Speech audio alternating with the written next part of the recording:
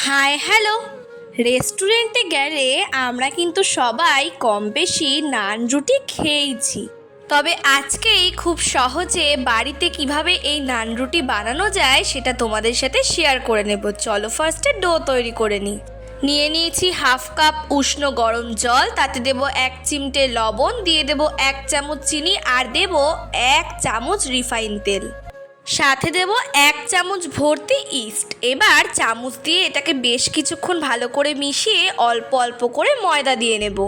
East দিয়ে যে কোনো ডো তৈরি করলেই কিন্তু এই ময়দার ডোটা প্রচণ্ড নরম করে মাখতে হয়, কারণ ইস্ট রেস্টে রাখার পর যেহেতু ফুলে যায়, তাই জন্য এটা নরম করেই মাখতে হবে। প্রায় 2 থেকে 3 ঘন্টা ঢাকা চাপা দিয়ে একটা গরম জায়গায় রেখে দেওয়ার পর দেখো ফিরে এসেছি। দেখতেই পাচ্ছ ডোটা ফুলে কতখানি হয়ে গেছে। যেহেতু এটা ফুলে গেছে তাই এটা বেশ নরম হয়ে গেছে, তাই হাতে তেল মেখে কিন্তু এটাকে আবার কিছুক্ষণ একটা ডো তৈরি করে নিচ্ছি।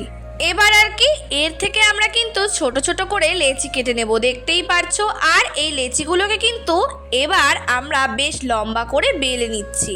না না, কি ভাবছো এখনই বেলে ভেজে ফেলবো? এটা কিন্তু মোটেই না।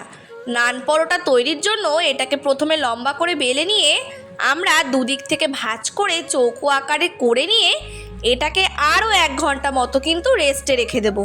তোমরা যারা এখন অবধি ভিডিওটা দেখছো তারা যে এই প্রসেসটা দেখছো এইটা অবশ্যই ফলো করবে। এটা ফলো করলে কিন্তু নান পরোটা একদম রেস্টুরেন্টের মতোই হবে।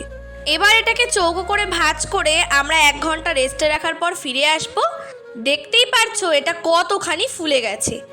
এইবার কিন্তু এটাকে এরকম চৌকো চৌকো করে হালকাভাবে বেলে নিচ্ছি, বেশ একটু বড় করেই বেলে নেব। আর এই নান পরোটার ওপরে কিন্তু আমরা ছিটিয়ে দিচ্ছি কয়েকটা ধনেপাতা আর সাদা তিল। তোমরা কিন্তু এতে কালো তিলও দিতে পারো, তবে সাদা তিলটা কিন্তু খেতে বেশি ভালো লাগে। এবার এই ধনেপাতা আর তিলটাকে ওপর দিয়ে ছিটিয়ে হাত দিয়ে একটু চেপে চেপে দেবো যাতে খুলে না যায়।